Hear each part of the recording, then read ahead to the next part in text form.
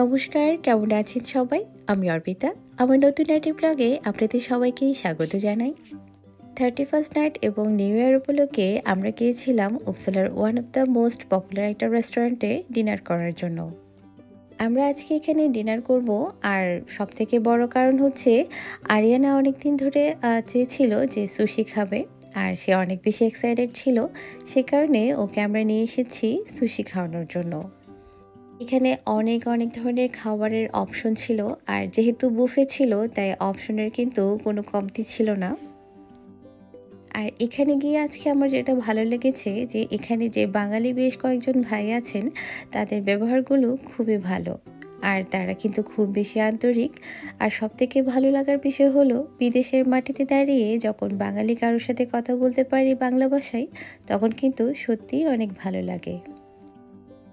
এই রেস্টুরেন্টটা নিয়ে আলাদা করে বলার কোনো কিছুই নেই, কারণ এটা কিন্তু উপসালার অনেক একটা পরিচিত এবং জনপ্রিয় একটা রেস্টুরেন্ট, যেটার খাবারের মান নিয়ে কোনো কথা হবে না।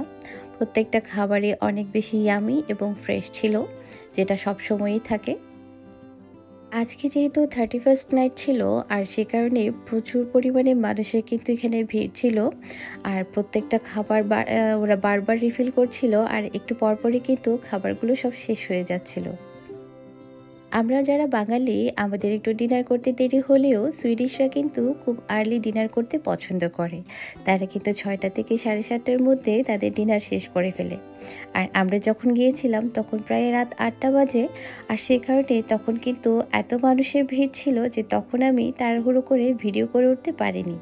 আর পরবর্তীতে আমি কিছুক্ষণ খাওয়ার পরে যখন আবার এসেছি, তখনই একটু ভিডিও করার সুযোগ পেয়েছিলাম। প্রত্যেকটা খাবারের আলাদা আলাদা করে নাম দেওয়া থাকলেও আসলে নামগুলো পড়ার সময় আমি একেবারে পাইনি, সে কারণে আলাদা করে নামগুলো আমি বলতে পারছি না। তবে প্রত্যেকটা খাবারই আমাদের পরিচিত, আর টেস্টগুলো অনেক বেশি আমি ছিল। আমার মেয়ে কিন্তু অনেক বেশি খাবার খেতে পছন্দ করে না, কিন্তু তারপরেও আজকে সেখানে কয়েকটা খাবার ট্রাই করেছিল, আর ওরও কিন্তু খুব ভালো লেগেছে। বিশেষ করে প্রত্যেকটা খাবার কিন্তু অতিরিক্ত তেল মশলা আর ঝাল ব্যবহার না করার কারণে বাচ্চারাও কিন্তু এই খাবারগুলো খুব অনায়াসে খেতে পারে এবং অনেক মজা করেই খেতে পারে। যদিও বা ও আজকে শুধুমাত্র সুশি নিয়েই পড়েছিল, যদিও বা খুব একটা খেতে পারেনি, মাত্র 2টা সুশি সে ট্রাই করেছিল, কিন্তু তারপরেও তার উত্তেজনা ছিল আকাশচুম্বী।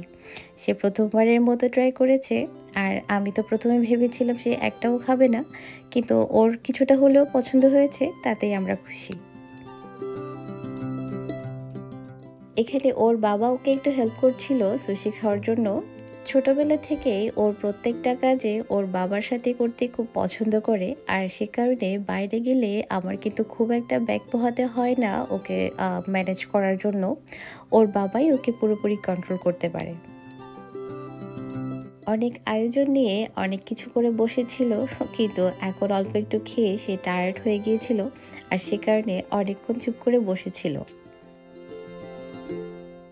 যারা মোমো খেতে পছন্দ করে তাদের জন্য কিন্তু এখানে অনেক ধরনের মোমোসের অপশনস আছে।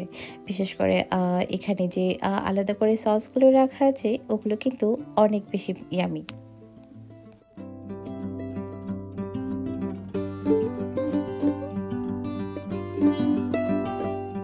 কোথাও ঘুরতে গিয়ে যদি সেখানকার পরিবেশটা পছন্দ না হয়, তখন কিন্তু ঘোরাটাই একেবারে মাটি হয়ে যায়।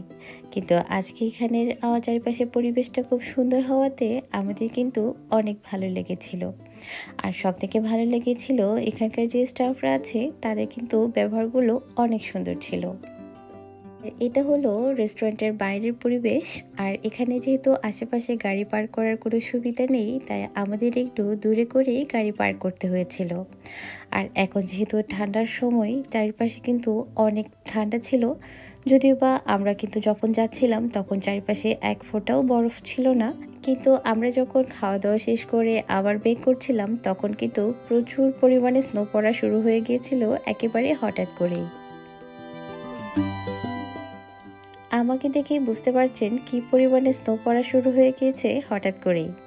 আর যখন যাচ্ছি তখন যেহেতু স্নো ছিল না, সে কারণে আমরা কিন্তু হ্যাট কিংবা হ্যান্ড গ্লাভসগুলোকে গাড়িতে রেখে গিয়েছিলাম। আর এখন কিন্তু খুব ঠান্ডার মধ্যে দিয়ে হাঁটতে হচ্ছে।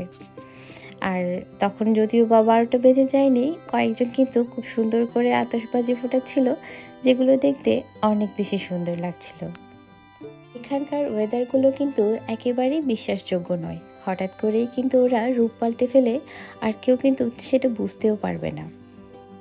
বছরের শেষ দিনটা আমরা সুন্দরভাবেই কাটিয়েছি, আর আশা করি আমাদের নতুন বছরটা সবার জন্য অনেক সুন্দর এবং ভালো কিছুই নিয়ে আসবে। নতুন বছর সবার জন্য অনেক সুন্দর হোক, আর সবাই যেন সুন্দরভাবে সুস্থভাবে পরিবার পরিজনকে নিয়ে থাকতে পারে, এই প্রার্থনাটাই করি।